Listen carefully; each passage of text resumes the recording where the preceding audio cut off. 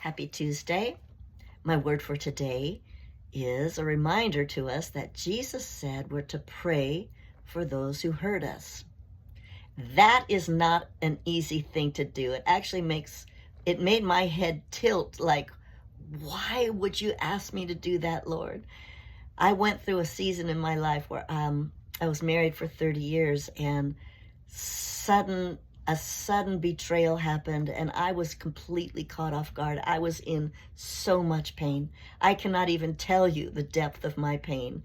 Well, being somebody who believes in prayer, I decided on my own that I was not going to pray for him.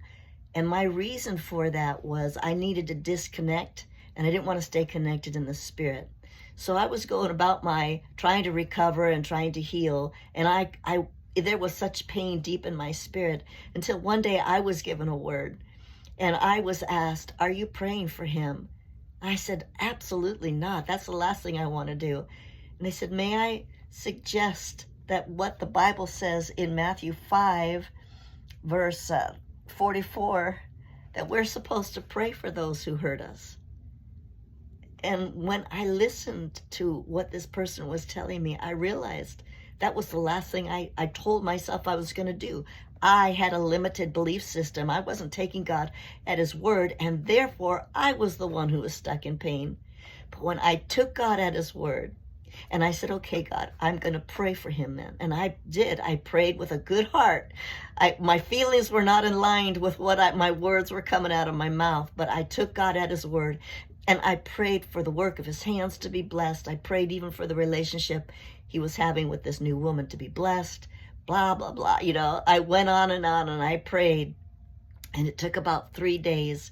Suddenly I realized that when I took God at his word, there was a boomerang effect on those prayers. And it came back to my heart and it delivered me. It set me free.